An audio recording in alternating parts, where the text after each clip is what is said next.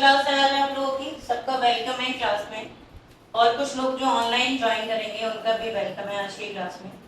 तो क्योंकि आज 11th का पहला फिजिक्स का क्लास है, तो हमारे लिए बहुत ज़रूरी होता है कि हम लोग ये पता कर ले पहले कि पूरी 11th क्लास में कौन कौन से चैप्टर्स हैं जो हम लोग पढ़ेंगे। और जो चैप्टर का वेटेज होता है 11th क्लास में, ज़्यादातर स्कूल डिसाइड करता है, बट टोटल थ्योरी आपकी 70 मार्क्स की होगी। ठीक है, तो आप अपनी नोटबुक के फर्स्ट पेज पर हम लोग लिस्ट बनाएंगे चैप्टर्स की। यूनिट वाइज में बता रही हूँ, चैप्टर वाइज भी बताऊंगी। जैसे पहला यूनिट हम लोग स्टार्ट करेंगे आज, यूनिट एंड मेजरमेंट।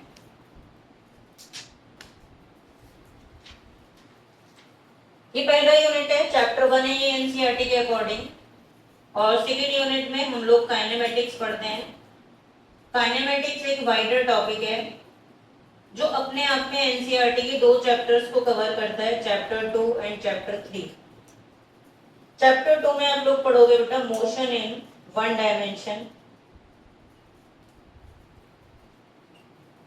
और चैप्टर 3 में आप पढ़ते हैं मोशन इन अ प्लेन। ये एनसीईआरटी के चैप्टर्स हैं, मोशन इन अ प्लेन। इनके फर्दर सब डिविजन्स हैं, सेक्शंस हैं। जैसे इसमें आप 3 सेक्शंस कवर करोगे। सबसे ज्यादा इंपॉर्टेंट और बेसिक चैप्टर माना जाता है 11th स्टैंडर्ड का। पहला सेक्शन आप इसमें वेक्टर्स कवर करोगे जो पूरे फिजिक्स में इंपॉर्टेंट रोल प्ले करेंगे। दूसरा हम इसमें करते हैं बेटा प्रोजेक्टाइल मोशन, और थर्ड इसमें होता है uniform circular motion. Uniform circular motion, इसके अंदर भी आप लोग ए पार्ट में स्ट्रेट लाइन पढ़ेंगे, सिंपली स्ट्रेट लाइन की फॉर्मेशन होगी। और बी पार्ट में हम लोग पढ़ते हैं यूनिफॉर्मली एक्सीलरेटेड मोशन।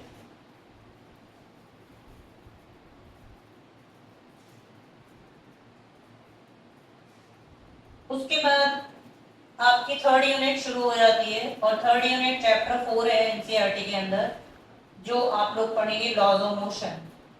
कुछ चैप्टर आप 9th 10th में बेसिक्स बस पढ़कर आए हो, सब डिटेल यहाँ पे होगा। लॉज ऑफ मोशन के भी हम 2 सेक्शन, 3 सेक्शन में बेसिकली ए पार्ट में लॉज ऑफ मोशन ही रहेगा, और बी पार्ट में हम लोग फ्रिक्शन का डिटेल पढ़ते हैं इसमें। सी पार्ट में फिर से सर्कुलर मोशन सेक्शन 2 आ जाता है इसके अंदर, पार्ट 2 कह सकते हैं सर्कुलर मोशन का, क्योंकि पार्ट 1 में बेसिक चला जाता है और इसमें थोड़ा और अप्लाइड आ जाता है। देन आप लोग पढ़ेंगे chapter 5 which is fourth unit, work energy and power। work energy and power, this is chapter 5 again in 2 parts। A part में वर्क एनर्जी और बी पार्ट में इसमें इसका इंपॉर्टेंट सेक्शन है collision. Fifth unit system of particles, जो कि सबसे ज्यादा इंपॉर्टेंट और न्यू यूनिट मानी जाती है 11th क्लास के लिए, रोटेशनल मोशन। ये चैप्टर 6 है, और यहाँ पर 6th यूनिट और चैप्टर 7 के साथ एनसीईआरटी की फर्स्ट बुक खत्म हो जाती है, और इसमें आप चैप्टर पढ़ते हैं gravitation. This is chapter 7 NCERT का। पहला बुक खत्म हो जाता है, सेकंड बुक स्टार्ट होती है एक बड़े यूनिट के साथ, जिसको हम लोग बोलते हैं bulk properties of matter.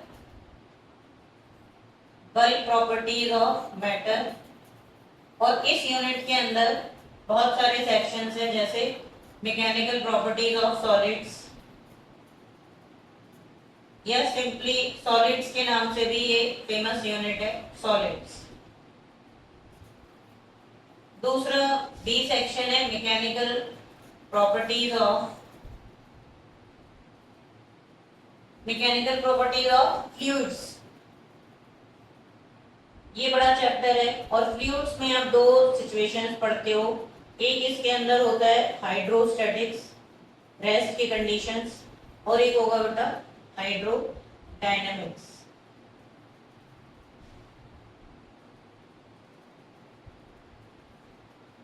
This is chapter 9 in NCERT. Chapter 10 के सी पार्ट में हम लोग पढ़ते हैं thermal properties of matter.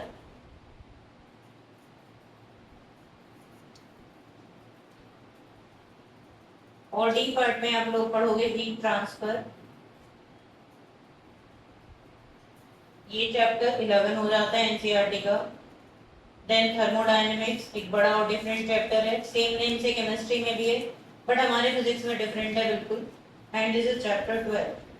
Then kinetic theory of gases, it is again different chapter, different unit, chapter 13, and then oscillations, और last इसके अंदर होता है वेव। ये आप लोगों का एंड हो जाता है यहाँ पर 11th का फिजिक्स।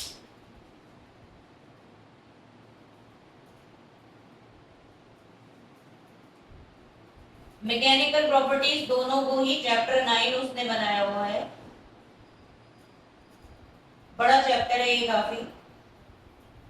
ये चैप्टर आपको 13 और यहाँ पर आपकी 11 थ्योरी खत्म हो जाती है फिजिक्स, ये पूरे 70 मार्क्स का कवर हो जाता है।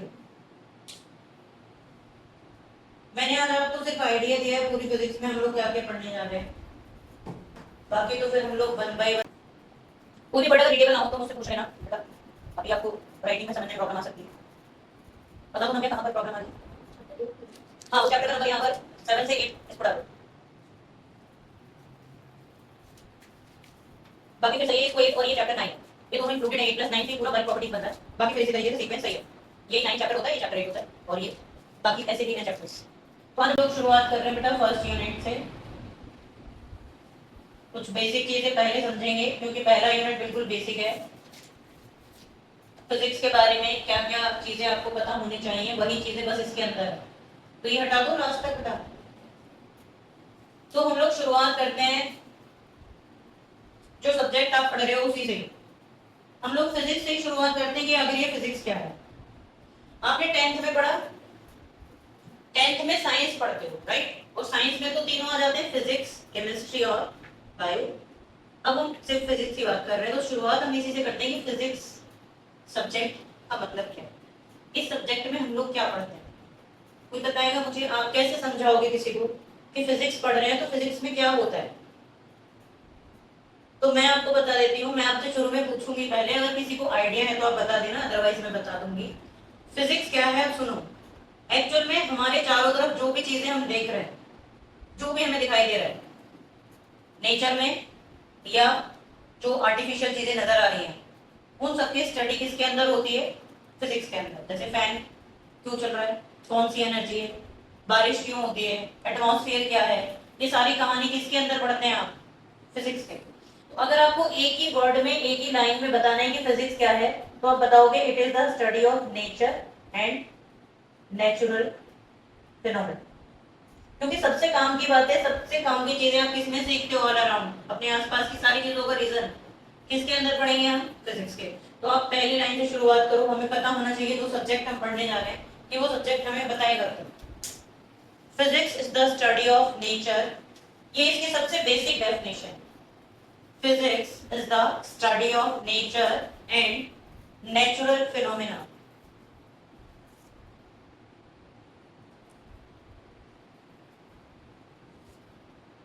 अब बात आ जाती है अपने चैप्टर पर। आपने चैप्टर का नाम लिखा यूनिट एंड मेजरमेंट, तो दूसरा क्वेश्चन आता है कि मेजरमेंट की जरूरत क्या है। यूनिट को तो बाद में समझेंगे, इसमें दूसरा क्वेश्चन आता है बेटा नीड ऑफ मेजरमेंट। ये भी हम एक एक लाइन में लिखेंगे, क्या जरूरत है मेजरमेंट की, आप मुझे बता सकते हो। किसी भी क्वांटिटी को मेजर करने की जरूरत क्यों है, और उसकी जरूरत इस तरीके से है, उसको हमें डिफाइन करना। जैसे आप इमेजिन करो कि हमारे पास बहुत सारा वीट है, ढेर में पड़ा हुआ है, यहाँ पर बहुत सारा वीट। अब उसे कैसे डिफाइन करें? इस रूम में तो उतना ही आ सकता है ना जितना रूम का साइज है, और बाहर कहीं पड़ा है अगर, तो आप कैसे बताओगे कोई चीज कितनी है, कितनी है, कितनी है? और एक बार फिर ऐसी सिचुएशन हो जाएगी कि हमारे हाथ तो वहां तक बता ही नहीं सकते। समझ पा रहे हो मेरी बात? तो नीड ऑफ मेजरमेंट पड़ा, इसलिए हमें जरूरत पड़ी मेजरमेंट की कि किसी भी फिजिकल क्वांटिटी के प्रेसाइज, यानी उसको एक लिमिटेड फॉर्म में हम उसे डिफाइन कर पाए और सामने वाले को समझ भी आ जाए। तो उसके लिए हमें किसकी जरूरत पड़ती है बेटा? मेजरमेंट। तो एक की लाइन लिखेंगे, need of measurement for precise description of any, for precise description of any physical quantity for precise description of any physical quantity measurement is needed. Measurement is needed. अब तीसरा क्वेश्चन आ गया. इसके बाद पहला क्वेश्चन फिजिक्स, मेजरमेंट की जरूरत क्या है, और थर्ड इंपॉर्टेंट क्वेश्चन आता है कि ये फिजिकल क्वांटिटी है क्या. तो पूरे फिजिक्स में ये बार बार सुनते रहोगे physical quantity, physical quantity, physical quantity. तो क्या है ये फिजिकल क्वांटिटी? कैसे समझाएंगे किसी को कि फिजिकल क्वांटिटी क्या होती है? तो अब सुनो इसके बारे में. फिजिकल क्वांटिटी के बारे में न्यूटन ने बताया कि कोई भी क्वांटिटी, ध्यान से सुनना डेफिनेशन, कोई भी क्वांटिटी जिसको आप डायरेक्टली या फिर इनडायरेक्टली मेजर कर पाओ, नंबर एक, and it should be expressed in terms of laws of physics. मैं ब्रीफ में लिख रही हूं. क्या क्या बातें बोली? न्यूटन ने बोला कि फिजिकल क्वांटिटी वो होगी जिसे आप डायरेक्टली मेजर कर लो या इनडायरेक्टली, और उसको एक्सप्रेस कर पाए हम किसके टर्म में? लॉज ऑफ फिजिक्स के टर्म में. तो वो क्या बन जाएगी? Physical quantity. तो जितने भी फिजिक्स में तुम फिजिकल क्वांटिटी पढ़ते हो वो सब ऐसे ही होते हैं. और मैं तुम्हें एक एग्जांपल की हेल्प से बता रही हूँ. इसका सबसे अच्छा एग्जांपल होता है समझने के लिए मास. क्या एग्जांपल बताया मैंने? मास. मास को आप 8 से पढ़ते आ रहे हो, 6 से पढ़ा देते हैं. मास क्या होता है सबको पता है, क्वांटिटी ऑफ मैटर है. बट वो एक फिजिकल क्वांटिटी कैसे है उसे समझो. दोनों बातों से बात करते हैं. मास को हम डायरेक्टली या इनडायरेक्टली मेजर कर सकते हैं. कैसे? जैसे ये मार्कर है, मुझे इसका मास बताना है, तो मैं क्या, आप भी बता सकते हो अंदाजे से, होगा कितना बताओगे? 50 ग्राम, 25 ग्राम, ऐसे कोई बोलेगा 100 ग्राम, क्योंकि हमें आइडिया नहीं है. तो ये कौन सा मेजरमेंट है? इनडायरेक्ट. लेकिन अगर कोई बोले कि 2 किलो का होगा तो वो रॉन्ग मेजरमेंट है. इनडायरेक्ट मेजरमेंट का मतलब है रफ एस्टिमेशन, राइट. और डायरेक्ट क्या है? इसको वेइंग मशीन पे रख दो, डिजिटलाइज, अगर बिल्कुल डिजिटल मशीन पे रखा तो एग्जैक्ट आ जाएगा. तो ये मास हमने डायरेक्टली भी मेजर कर लिया, इनडायरेक्टली भी. लॉज ऑफ फिजिक्स से कैसे रिलेटेड है? लॉज ऑफ फिजिक्स से न्यूटन ने बताया एक्चुअली किसी भी बॉडी का मास इनर्शिया के प्रोपोर्शनल होता है. क्या बोला उन्होंने बेटा? मास किसके डायरेक्टली प्रोपोर्शनल है? इनर्शिया के. इनर्शिया एक कैरेक्टरिस्टिक है जिसको आप पहले से जानते हो. कोई मुझे बताएगा इनर्शिया क्या होता है? क्योंकि आपने अभी 10th की इतनी सारी फिजिक्स पढ़ ली है कि 9th का इनर्शिया भूलो है हम लोग. बताओ क्या होता है इनर्शिया?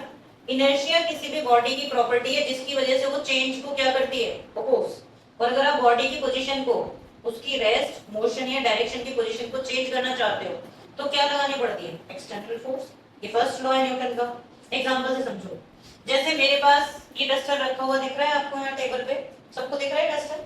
मैं पूछूं मुझे इसकी पोजीशन चेंज करनी है, मैं इसकी पोजीशन चेंज करना चाहती हूँ, तो क्या हमारे देखने से या फिर मेरे बोलने से इसकी पोजीशन चेंज हो जाएगी? बोलो, हो सकती है? क्या करना पड़ेगा? फोर्स लगानी पड़ेगी. रख दी मैंने, चेंज कर दी. और अब मुझे इस टेबल की पोजीशन चेंज करनी, इसको हटाना, तो क्या करना पड़ेगा? फोर्स लगानी पड़ेगी. दोनों में बराबर लगानी पड़ेगी फोर्स. किस में ज्यादा लगेगी? टेबल में. क्यों क्यों ज्यादा लगेगी? मास ज्यादा है, इसका मतलब टेबल का इनर्शिया ज्यादा है, वो ज्यादा अपनी पोजीशन को क्या करेगा? अपोज करेगा. तो इसीलिए इन्होंने बात को खत्म कर दिया यहाँ बता के कि मास इनर्शिया के प्रोपोर्शनल. तीनों बातें आ गई. तो इसलिए मास क्या बन गया? एक फिजिकल क्वांटिटी. और तुम फिजिक्स में जितनी भी फिजिकल क्वांटिटी पढ़ोगे वो किसी ना किसी तरीके से ऐसे ही रिलेटेड है. तो हम कम टाइम में इसे कवर कर लेते हैं क्योंकि ये सब समझने की चीजें हैं. जब ये आपके माइंड में क्लियर होगी तब हम आगे समझेंगे physical quantity. Those quantities, write down those quantities. आप बहुत आराम से समझें और अपना डाउट जो भी माइंड में आ जाए मुझसे तुरंत पूछ लें. विच can be measured, those quantities which can be measured directly or indirectly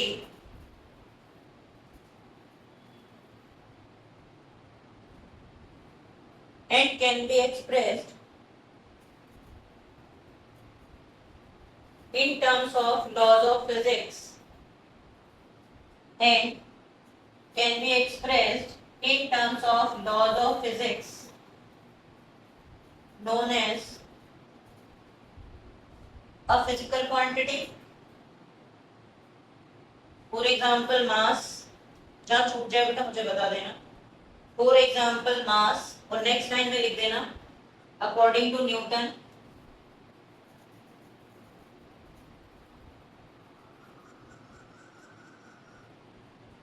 mass is directly proportional to inertia, ऐसे लिख देना जैसे मैंने लिखा है, according to Newton mass is directly proportional to inertia. आगे बढ़ते हैं हम लोग यूनिट के बारे में बात करते हैं, ये यूनिट क्या होती है। तो वैसे फिजिकल क्वांटिटी में मैंने मास को तो एक्सप्लेन किया, और दो तीन आप जानते हो, लेंथ होता है, टाइम होता है, क्योंकि हम फंडामेंटल क्वांटिटी पे जा रहे हैं, तो मास लेंथ टाइम लिख दो, ये सब फिजिकल क्वांटिटी है, एक्सप्लेनेशन हमने मास की ली। अब हम बात करेंगे बेटा यूनिट की। ये चैप्टर आप पढ़ रहे हो यूनिट एंड मेजरमेंट। अगर आपसे कोई ये पूछने लगे कि यूनिट क्या होती है, तो कैसे समझाओगे किसी को? कोई मुझे बताए यूनिट हम कैसे समझाएंगे? तो मैं आप लोगों को एक एग्जांपल की हेल्प से बता रही हूँ यूनिट क्या होती है। ध्यान से समझो यूनिट क्या होती है। आप सोचो अगर हम मार्केट जाते हैं और मार्केट से हमने पल्सेस लिए, ग्रेन्स लिए 2 किलो, दालें 2 किलो ले ली, क्लोथ खरीदने गए हम 5 मीटर ले आए, और अगर हमसे कोई टाइम की बात करता है तो हम उसे मिनट सेकंड्स आवर में बताते हैं। सपोज मैंने यहाँ 3 सेकंड्स लिखा। अब ध्यान देना, अगर मैं राइट साइड में लिखे हुए यूनिट्स को हाइड कर दूं, ये यूनिट्स को मैं हाइड कर दूं, तो क्या 2, 5, 3 को देखकर हमें कुछ पता चल रहा है? हमें बस ये पता चल रहा है ये सिंपली नंबर है। लेकिन अगर मैं ये हाइड कर दूं नंबर, तो किलोग्राम को देख के ही हम जज कर लेंगे कि हम किसकी बात कर रहे हैं, मास की, किसकी बात कर रहे हैं, डिस्टेंस की, लेंथ की, किसकी बात कर रहे हैं, टाइम की। तो ये बताया गया कि यूनिट वो स्टैंडर्ड रेफरेंस होता है, ये डेफिनेशन आ जाती है एग्जाम में। यूनिट वो स्टैंडर्ड रेफरेंसेस हैं जिनको देखकर ही हम पहचान लेंगे फिजिकल क्वांटिटी। जैसे मैंने अभी तुम्हें पढ़ाया भी नहीं है, लेकिन अगर मैं मीटर पर सेकंड लिख दूं तो तुम मुझे तुरंत बता दोगे ये कौन है, स्पीड है, वेलोसिटी है, इतना तो पता ही है, तो इसको हम यूनिट बोलते हैं। Unit, these are the standard references, थोड़ा स्पीड लिख लो, these are the standard references which can describe a physical quantity completely. These are standard references which can describe a physical quantity completely. A fundamental quantity heading में अभी हमने simply physical quantity पढ़ा था, अब आप chapter के main topic की तरफ आ गए हैं, फंडामेंटल क्वांटिटीज। ये कौन होती हैं? मैं पहले लिख रही हूँ, आप भी साथ साथ लिख लो, और फिर समझते हैं। Those quantities which are independent of each other, independent of each other and can not be interchanged. वैसे तो ये 7 होती हैं, बट अभी 7 की बात करेंगे। हम पहले 3 का एग्जांपल लिख लेते हैं, लेंथ, मास, टाइम, ये होंगे। ड्राइव्ड क्वांटिटी ये भी लिख लो, those quantities which can be obtained from fundamental या with the help of fundamental, with the help of fundamental quantities known as right, lots of a very large number। Example में क्या है, a very large number। 7 quantity के अलावा जितने भी तुम पढ़ोगे सभी ड्राइव होंगे, जैसे वेलोसिटी है, एक्सीलरेशन है, फोर्स है, और बहुत सारे नए क्वांटिटी आएंगे जो आप पढ़ोगे, इम्पल्स है, पता नहीं कितने सारे, मैंने लिख दिया a very large number. 94 quantities तो एनसीईआरटी में मिल जाएंगी अभी हमें, एनसीईआरटी के बैग में अभी इंट्रोड्यूस कराऊंगी आपको, चैप्टर का बेसिक चल रहा है अभी। तो क्या मुझसे आप बताओगे, ये लिख लो पहले, फिर हम बात करते हैं। जो मैंने फंडामेंटल क्वांटिटी की बात की उसको समझाती हूँ, ध्यान दो। मैंने क्या लिखा है स्टूडेंट्स कि वो क्वांटिटी जो इंडिपेंडेंट होंगी और एक दूसरे में इंटरचेंज नहीं हो सकती। समझो कैसे। अभी तुमने 3 क्वांटिटी देखी, क्या मैंने अगर 2 किलो दालें खरीदी हैं तो क्या बता सकते हो कितने सेकंड होंगी दालें? क्या हम बता सकते हैं कि दालें कितने मीटर हैं? बोलो। क्या हम किसी तरीके से टाइम और लेंथ कनेक्टेड है, टाइम और मास किसी तरीके से एक्सचेंज कर दें कि 10 सेकंड कितने ग्राम के इक्वल होंगे? क्या ऐसा कोई कन्वर्जन एग्जिस्ट करता है? यस और नो? नहीं करते। तो इसीलिए एक ऐसी क्वांटिटी होगी फंडामेंटल, और इनको बेस क्वांटिटीज भी बोलते हैं। कौन सी क्वांटिटी है? Base quantity. नोट करके एक लाइन लिख लो, the units for fundamental quantity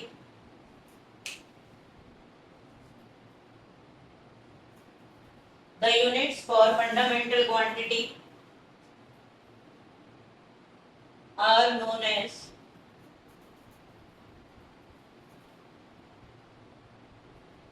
base units। अब बात करेंगे, ये तो सब बेसिक चीजों की बात हो गई। अब हम लोग चैप्टर के मेन टॉपिक की तरफ मूव करेंगे, सिस्टम्स ऑफ यूनिट क्या होता है। देखो एनसीईआरटी ने तो पूरा एक ही चैप्टर बनाया हुआ है, क्योंकि एनसीईआरटी बहुत समराइज्ड फॉर्म में हमें इंफॉर्मेशन देता है चीजों की। लेकिन इस चैप्टर के अंदर जो सेक्शंस है वो मैं आपको बता दूं जिस तरीके से हम पढ़ेंगे। इसके पहले वाले सेक्शन में जो मैं तुम्हें अभी करा रही हूँ वो पूरी यूनिट्स की इंफॉर्मेशन है। इसका जो दूसरा और तीसरा सेक्शन होता है उसमें मेजरमेंट की डिटेल होती है, बट वो तुम्हारे सिलेबस से बहुत ही मिनिमाइज कर दी गई है, वो हम पढ़ेंगे। इसके डी पार्ट में इसका सबसे ज्यादा इंपॉर्टेंट सेक्शन है जिसमें सारे न्यूमेरिकल्स हैं, और वो कौन सा है बेटा? Dimension analysis. हम सीधा यूनिट के बाद यहाँ जंप करेंगे, क्योंकि ये थ्योरी वाला पार्ट है, बाद में कवर करेंगे। और ई पार्ट में बहुत ब्रीफ में आपको एरर एनालिसिस कराया जाता है, बहुत ज्यादा डिटेलिंग इसकी खत्म कर दी है, लेकिन इतना है। तो अभी मैं यूनिट्स वाले सेक्शन पे हूँ। आज जो आप पढ़ रहे हो वो कौन सा सेक्शन पढ़ रहे हैं बेटा? हम यूनिट्स। तो अब इसमें आते हैं, अब हम पहुंच गए हैं किसके पास? Systems of unit. थोड़ा सा सुन लो।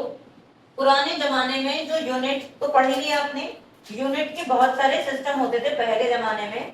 हर कंट्री के, पहले जमाने का मतलब समझ लो कि जब थोड़ा सा एजुकेशन हो गया था, उससे पहले तो इंडिया में जो यूनिट्स थे वो कंटेनर्स से होते थे, बर्तन से मेजर करते थे हमारे यहाँ। और लेंथ नापनी है तो किससे नापते थे? हैंड से, ऐसे तो करते थे। लेकिन उसके बाद हर एक कंट्री के अपने सिस्टम आ गए, जैसे सीजीएस आ गया, एफपीएस ब्रिटिशर्स का सिस्टम आ गया, और हमारे यहाँ एक पॉपुलर सिस्टम चलता है एमकेएस। ये तीन सिस्टम चलते थे यूनिट के। इसमें तीनों सिस्टम्स में जो मेजरमेंट की जाती थी वही बेसिक क्वांटिटी, लेंथ, मास, और क्या होगा बेटा? टाइम। ये लेंथ को किस में मेजर करता था? सेंटीमीटर में। ये किस में मेजर करता था? फुट। और ये मीटर, ग्राम, किलोग्राम। यहाँ पर कॉर्नर्स क्या मेजर करते थे? पाउंड। और हम लोग किलोग्राम। ये दोनों सेम सेम है, बट क्योंकि अब हमें जरूरत पड़ेगी ना इनकी, तो तुम्हें पता होना चाहिए। तीनों सिस्टम्स में ही टाइम को किस में मेजर किया गया बेटा? सेकेंड्स में। तो उसके बाद सभी कंट्रीज ने मिलकर डिसाइड किया कि हम एक अपना अलग सिस्टम बनाते हैं, और जिसको नाम दिया गया एसआई सिस्टम, जिसमें अब तो 11th 12th के सारे न्यूमेरिकल हम कौन सा सिस्टम में फॉलो करने जा रहे हैं students? SI system. SI system को फ्रेंच में इस तरीके से, जैसे उन्होंने बोला सिस्टम्स, ऐसे उन्होंने स्पेलिंग जो फ्रेंच में लिखी वही मैं आप लोगों के सामने लिख रही हूँ। इंटरनेशनल, डी यूनाइट, यहाँ पर इस तरीके से लिखा। लेकिन इंडिया में हम इसे इंटरनेशनल सिस्टम ऑफ यूनिट बोलते हैं। इंटरनेशनल, तुम्हें ये याद रखना पड़ेगा, स्कूल में एक बार फ्रेंच वाला पूछ लिया इसलिए मैंने आपको बता दिया। इंटरनेशनल सिस्टम ऑफ यूनिट्स, जिसको 1971 में डेवलप किया गया, और अभी 2018 में इसे मॉडिफाई किया, बट आपके में ज़्यादा चेंज नहीं किया बुक्स में। अभी 1971 के बाद इस सिस्टम के अकॉर्डिंग 7 फंडामेंटल, जिनको हम अभी पढ़ने वाले हैं, और 2 सप्लीमेंट्री यूनिट हो गए। ठीक है, तो ये हम लिख लेते हैं इतना सा। आपको कोई डाउट है तो पूछ लो। पहले ये वाली बात लिखते हैं, सिस्टम्स ऑफ यूनिट हेडिंग, क्योंकि फिर हम न्यूमेरिकल्स की तरफ धीरे धीरे मूव करेंगे। Systems of unit, there are following systems. पहले तो ऐसी टेबल में बना लेने हैं तीनों, सीजीएस, एफपीएस, ये ब्रिटिश का सिस्टम है। अब पूरे countries all over the world SI system follow किया जाता है 1971 से। चेंजेस हम करते रहते हैं, वो जैसे हमें लगते हैं जरूरी।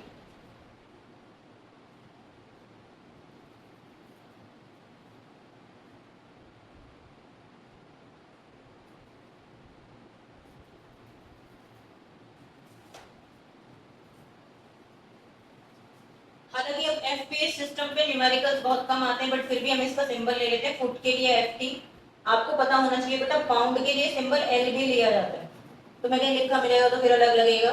सेकेंड्स में हर जगह हम स्मॉल एस सी लेते हैं, और ग्राम का जीएम होता है, किलोग्राम का मैंने केजी खुद ही लिखा है, ये स्मॉल एम है, और ये सीएम है, सेंटीमीटर में स्मॉल सी स्मॉल एम। ये सब आप मैथ्स में बहुत पहले से यूज करते आ रहे हो, और फिजिक्स में भी 9th में तो बताया जाता है। जो 11th क्लास है थोड़ा थोड़ा 9th जैसी लगेगी तुम्हें, 9th जैसे टॉपिक लगेगी।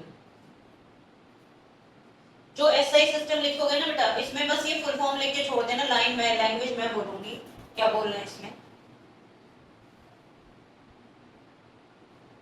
इसको इस तरीके से कंप्लीट करना, सिस्टम इंटरनेशनल डी यूनाइट्स, ये डी यहाँ पर है, डी यूनाइट, ये फ्रेंच में इसका नेम है एसआई सिस्टम, और हम लोग तो इंटरनेशनल सिस्टम बोलते हैं, एसआई सीधा साधा।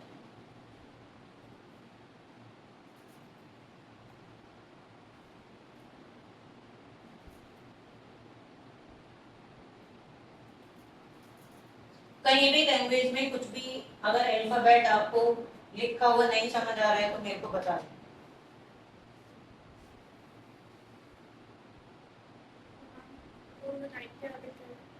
डी यूनाइट, UNIT, ये डैश यूनाइट के ऊपर तो इंटरनेशनल है, और उसमें भी स्पेलिंग फ्रेंच वाली उन्होंने बाद में ही लगा रखा है। हाँ, जो स्पेलिंग उन्होंने लिखी है मैंने सही इंटरनेशनल, जो उन्होंने बनाया इंटरनेशनल ई बनाया उन्होंने लास्ट में, वो मैंने एग्जैक्टली जो लिखा हुआ है वही लिखना होगा जब बोलेगा फ्रेंच में क्या होगा। तो चलो बात कर लेते हैं एसआई सिस्टम की डिटेल में। अब हमें न्यूमेरिकल्स में यही काम आने वाला है, तो आप लिखो अकॉर्डिंग टू एसआई सिस्टम, वे लिख दिया बेटा आपने यहाँ तक इंटर था, तो लिखो according to SI system there are according to SI system there are 7 fundamental and 2 supplementary quantities. There are 7 fundamental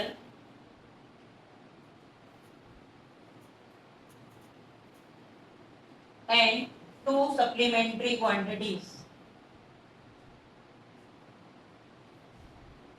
7 fundamental देख लो पहले कौन कौन सी होती हैं, तुम्हें जानते हो इनको, लेंथ, मास, टाइम बताते जाना, 11th में पढ़ा था, बोलो, टेम्परेचर और electric current, amount of substance, luminous intensity लिख लेते हैं पहले क्योंकि वही लास्ट में आता है अमाउंट, ल्यूमिनस इंटेंसिटी। हालांकि तुम लोगों के 11th 12th में ल्यूमिनस इंटेंसिटी हायर क्लासेस की टर्म है, हमारे 11th 12th में ज्यादा है नहीं इसका, और अमाउंट ऑफ सब्सटेंस भी यूज होगा फिजिक्स में लेकिन ज्यादा केमिस्ट्री में होगा। But these are actually 7 fundamental quantities, और 2 सप्लीमेंट्री के भी नाम लिख देती हूँ। 2 सप्लीमेंट्री में कौन कौन से आते हैं फिर इनके बारे में बात करेंगे। 2 सप्लीमेंट्री में आते हैं बेटा, एक आता है प्लेन एंगल जो आप लोग 6th क्लास से स्टूडेंट को सिखा दिया जाता है, और दूसरा आता है सॉलिड एंगल जो तुम लोगों के लिए बिल्कुल नया है, मैं थोड़ा सा इंट्रोड्यूस करा। इनके बारे में सुनो। लेंथ की यूनिट क्या होती है स्टूडेंट्स, लेंथ की यूनिट क्या होती है, एसआई सिस्टम में बात कर रहे हैं हम लोग, मीटर। कौन सा सिस्टम है स्टूडेंट्स ये, एसआई। सारे न्यूमेरिकल चाहे हम 11th में करें या 12th में, अगर वो सिस्टम डिफाइन ना करे तो हमें कौन सा सिस्टम लेना बेटा, अपने आप से एसआई सिस्टम। ये बोलो किलोग्राम, टाइम, सेकेंड्स। हम आर और मिनट में टाइम को मेजर करते हैं, लेकिन एसआई सिस्टम के अकॉर्डिंग किस में चेंज करना पड़ेगा हर बार, सेकेंड में। टेम्परेचर सेल्सियस में भी होता है बट हमें किस में लेना, केल्विन। इलेक्ट्रिक करंट साइंटिस्ट के नाम पर कैंडेला, ये इसके एसआई यूनिट होती है, और इसका क्या होता है बेटा, मोल। अब इनके सिंबल्स तुम्हें याद रखने क्योंकि हम तो सिंबल से डील करेंगे। मीटर, केजी, हम लोग पूरा पूरा कहीं नहीं लिखते, स्मॉल एस, कैपिटल के, कैपिटल ए, सीडी, एमओएल। पहले तुम ये लिख लो क्योंकि मैं ये डिफाइन भी करवाऊंगी साथ में, और इनके डेफिनेशंस आपके सिलेबस में नहीं है, एनसीईआरटी में है बट उसने साफ लिखा हुआ है कि this should not be asked in the examinations. वो ये नहीं पूछेगा व्हाट इज 1 किलोग्राम, ये नहीं आएगा। बोलो नव्या, कोई कंफ्यूजन हो रही है बेटा?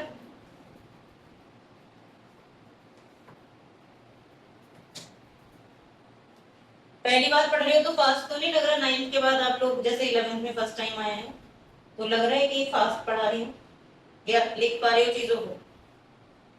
जब भी कोई प्रॉब्लम लगे तो बता देना।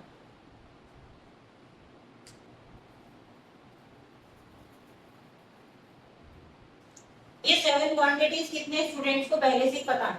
जिन लोगों ने 9th में पढ़े थे, जिन्होंने पढ़ा है पहले 9th में, जिनको याद है अभी कि हमने कहीं तो पढ़ा है इसमें, आप अंश आपको याद है, तो ये 7 अब हमें याद कर लेनी है बेटा, हो जाएंगी इजीली।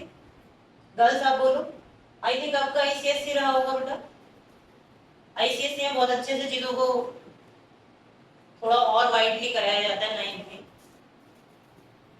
हम लोग आगे सप्लीमेंट्री क्वांटिटीज के लिख लो यहाँ पे, देयर आर, वो तो हमने पहले भी लिख लिया था आई थिंक कि 2 सप्लीमेंट्री क्वांटिटी होते हैं, तो आप पहले समझ लो।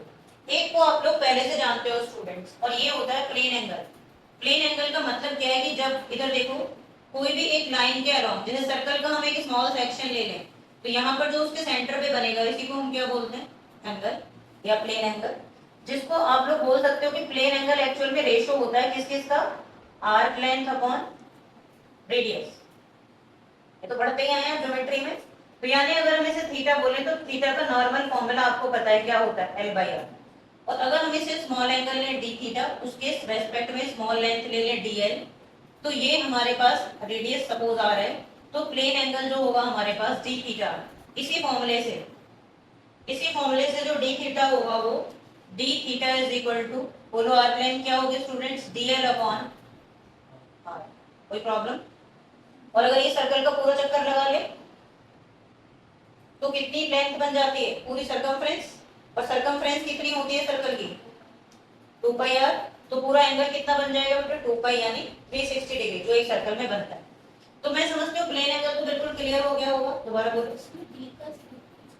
हाँ, डी का जो रीजन है यहाँ लिखने का, डी जब भी फिजिक्स में हम लिखेंगे वो स्मॉल के लिए लिखते हैं। जैसे आप लोग डेल्टा, अगर आपने सुना है डेल्टा थीटा, डेल्टा एक्स, कुछ ऐसा 10th में आया हो, तो डेल्टा जो होता है वो डिफरेंस या स्मॉल चेंज को शो करता है।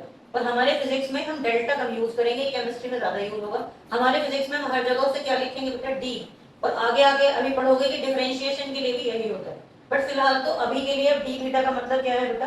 स्मॉल प्लेन एंगल, या सिंपली क्या लिख सकते हैं? स्मॉल। तो अभी सिर्फ हम प्लेन एंगल के बारे में लिखेंगे, एक लाइन लिख लो प्लेन एंगल। और भी कोई क्वेरी है तो आप पूछो। It is defined as the ratio of arc length to radius. It is defined as the ratio of arc length to radius. Its SI unit, जो प्लेन एंगल की SI यूनिट होती है बेटा वो रेडियन होती है। याद रखना, अब आपको कुछ फिजिक्स में चाहे 11th में या 12th में एंगल को रेडियन में ही मेजर करना है। सिंबल होता है इसका RAD।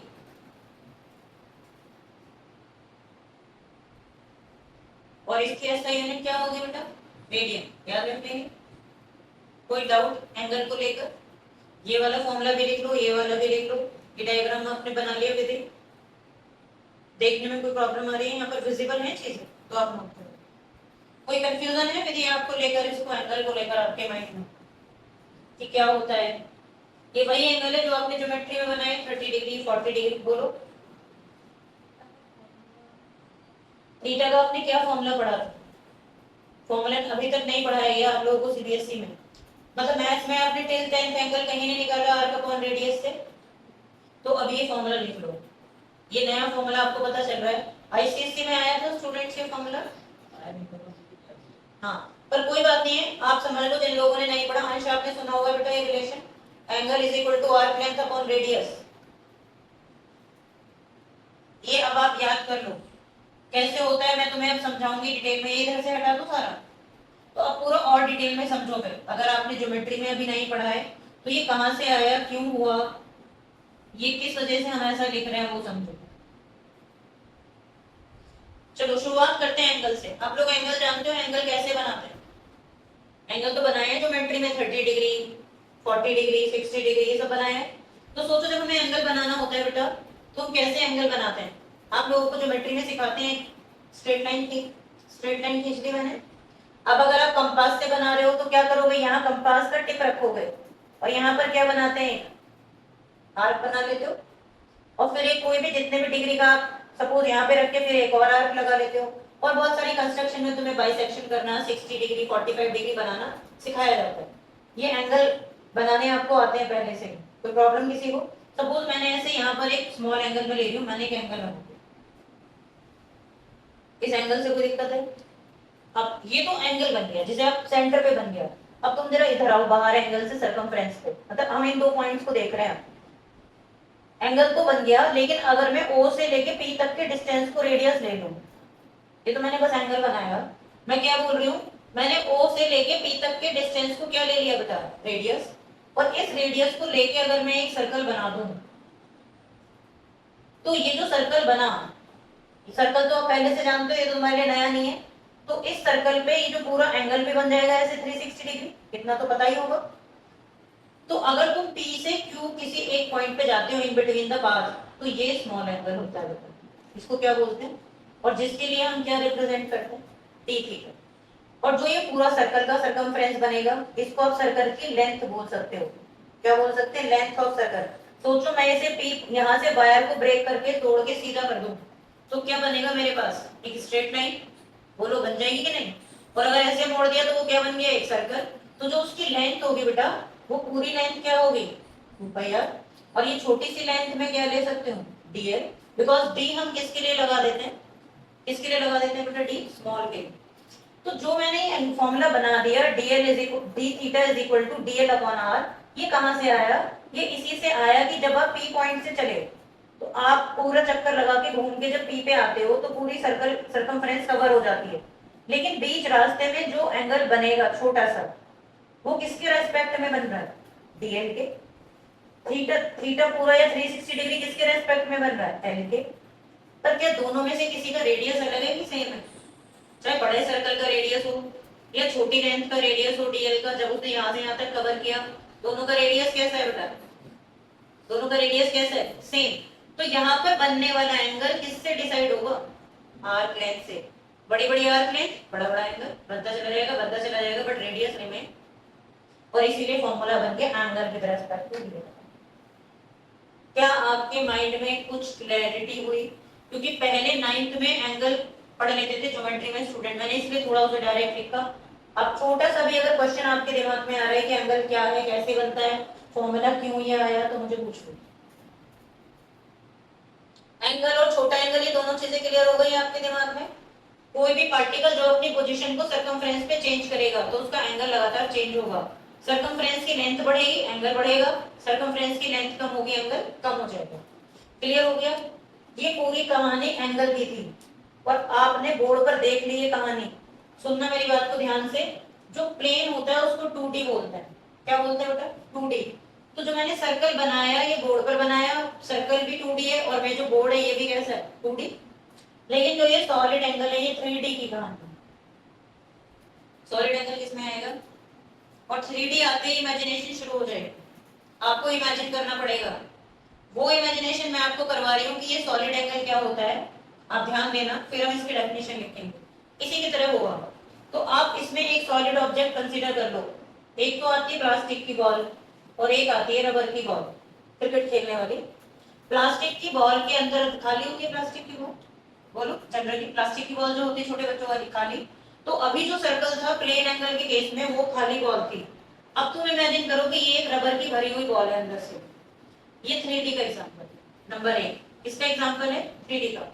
अगर प्लास्टिक की खाली बॉल को हम अंदर से काटें, कोई छोटा बच्चा ऐसे काट दे उसे, यहाँ से काट दे, तो अंदर होल हो जाएगा, उसमें दिखेगी हमें, क्योंकि वो किसका एग्जांपल हो गई? प्लेन सरफेस का। लेकिन अगर मैं सॉलिड वाली रबर बॉल को अंदर से आप छीलते चले जाओ, तो उसके अंदर से रबर निकलेगी, और वही किसकी कैटेगरी होगी? 3D। अब क्या होगा, जो सॉलिड एंगल होता है वो 3D में है। तो आप मुझे सोचकर बताओ, अगर एक रबर वाली बॉल से हम इतना मार्क लगा के यहाँ से एक सेक्शन काट के बाहर निकालना, तो हमारे हाथ में क्या आ जाएगा? ये सेक्शन काट के मैं बाहर निकालना रबर वाली बॉल से, तो क्या होगा हमारे हाथ में? कौन होगा? आइसक्रीम वाला आता है, लेकिन वो अंदर से खाली नहीं होगा, अंदर से पूरा कैसा होगा? सॉलिड। अंदर से क्या होगा बेटा? सॉलिड। तो यहाँ पर बनने वाले पूरे एंगल को, पूरी सरफेस को तो क्या बोलते हैं? Solid angle. और स्मॉल वाले को यहाँ इस सिंबल से डी ओमेगा, ये तुमने ओम पढ़ा होगा, आपने 10th में पढ़ा होगा, ये ओम होता है। लेकिन सॉलिड एंगल के केस में डी क्यों लगाया? स्मॉल है, और इसको क्या बोलते हैं? ओमेगा। ये सॉलिड एंगल का सिंबल हो। अब मुझे सोचकर बताओ, जब हम प्लेन वाला सरफेस लेंगे तो यहाँ पर हमारे पास आर्क लेंथ होगी, ये बात तो मानते हो। लेकिन जब सॉलिड वाला लोगे तो यहाँ पर पूरा एक सरफेस होगा, पूरा एक क्या होगा, सरफेस। तो इसको बैलेंस करने के लिए इस सरफेस का एरिया लिया जाता है। तो सॉलिड एंगल का जो फॉर्मूला होता है वो होता है area of base area, base का लेते हैं क्योंकि बस spherical surface to the radius square, ये खास बात है इसमें, टू द रेडियस स्क्वायर। क्यों किया? क्योंकि जब तुम बेस एरिया लोगे, जैसे यहाँ पर कोई यूनिट नहीं, ये भी लेंथ है ये भी लेंथ है, तो जब ऊपर एरिया आ रहा है तो नीचे भी रेडियस का क्या आना चाहिए, क्योंकि हम एंगल को डिफाइन कर रहे हैं बेटा। तो यहाँ पर आपके पास ये क्या आएगा, DA अपॉन RS को। ये सिर्फ समझने के लिए, इसका यूज पूरे 11th में कहीं नहीं है, 12th में बस एक जगह आएगा छोटा सा, क्योंकि ये थोड़ा हायर क्लासेस का है, बट इमेजिनेशन में आ पा रहा है आपके। तो सॉलिड एंगल को इस तरीके से आप ये भी इमेजिन कर सकते हो कि वहां पर बेस का शेप कुछ भी हो सकता है। इस तरीके से जो एंगल यहाँ पे बनेगा वो 3D का होगा, और ये क्या होगा बेटा, स्मॉल सॉलिड, और इसको हमने क्या लिया, D। कोई कंफ्यूजन ना हो तो बोल दो, डेफिनेशन बोलो। आपने बिल्कुल सही पढ़ा है, मैं भी यही पढ़ा हूँ।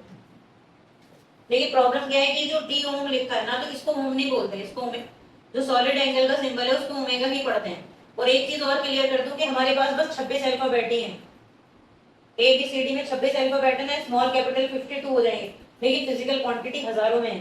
तो सिंबल भी रिपीट होंगे, जैसे तुम पढ़ोगे आई इंटेंसिटी का भी होगा, करंट का भी होगा, मोमेंट ऑफ इनर्शिया का भी होगा। तो ऐसे ये भी जैसे ओम भी है और यहाँ से ओमेगा पढ़ते हैं। और अगर तुम्हें थोड़ा कंफ्यूजन होता है डी ओम बोल सकते हो, बट डी ओम से फिर तुम रेजिस्टेंस से कंफ्यूज हो गए, तो बुक्स में से ओमेगा ही लिखा होगा। और वो जो तुम बोल रहे हो बिल्कुल ठीक है, ओमेगा ऐसे ही होता है, ऐसे ही बनेगा, बट ये स्पेसिफिकली सिर्फ किसके लिए बेटा, सॉलिड एंगल। और इसका SI यूनिट क्या होता है बेटा, स्टेरेडियन। क्या होता है, स्टेरेडियन, और इसका सिंबल होता है SR। बहुत सारी चीजें और मुझे अभी तुम्हें बतानी है जो क्लास में हम कैसे कैसे चलेंगे, बट पहले अभी इसको लिख लो, लिखो सॉलिड एंगल की definition. It is defined as the ratio, it is defined as the ratio of intercept area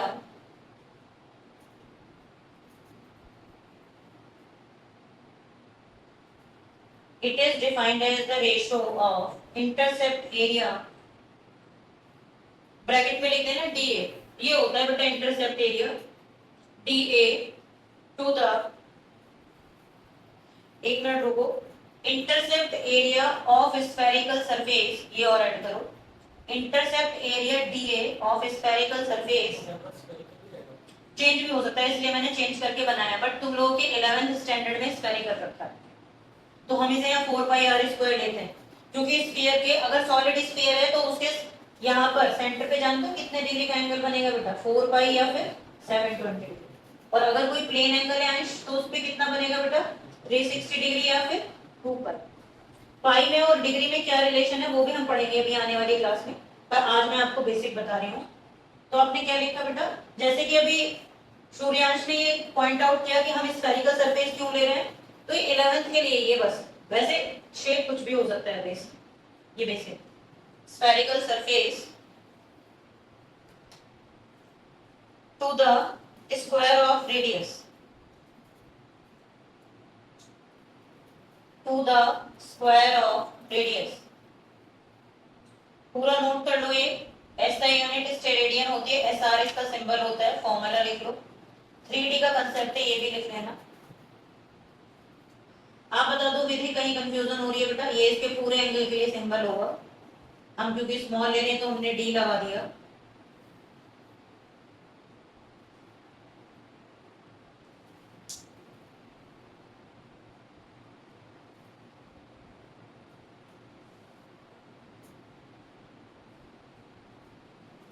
NCERT है सभी के पास बेटा, क्योंकि हम लोग NCERT से शुरुआत करेंगे, जिस बैच में आप लोग हैं इसमें हम लोग NCERT से शुरुआत करेंगे, और फिर JEE और नीट, ये सब कॉम्पिटिटिव एग्जाम्स की क्वेश्चंस हम साथ साथ कवर करके चलेंगे। तो बाकी हम डिटेल्स इसकी और अगली क्लास में डिस्कस करेंगे। आज का भी जितना पढ़ा है पहले आप उसे लिख लो, और कोई भी कंफ्यूजन अगर आपको हो रही है तो बोलो।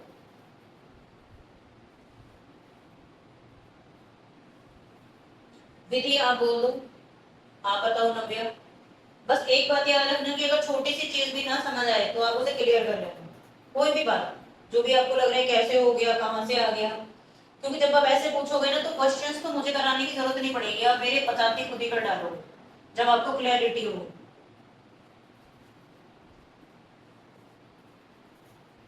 नोट कर लें, डीए हमने स्फेरिकल सरफेस एरिया लिया है बेटा।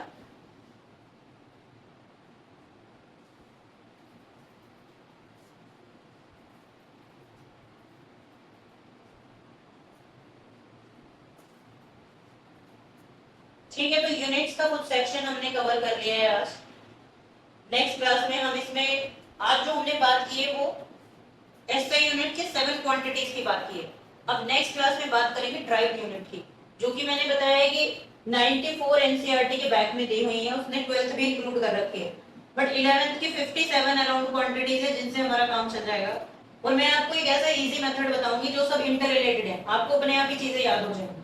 बस जरूरी है कि आपको पहले 7 याद कर लेनी है। तो नेक्स्ट क्लास में लर्न करके आएंगे इनके 7 यूनिट्स फंडामेंटल के और 2 सप्लीमेंट्री। याद हो जाएंगे इनके डेफिनेशन। ये समझने में कुछ मुश्किल लगे बेटा आपको तो ठीक है, आज की क्लास को हम यहीं एंड कर रहे हैं और नेक्स्ट क्लास में आगे कंटिन्यू करेंगे। तो आप बताओ कितना परसेंट आपको समझ आया।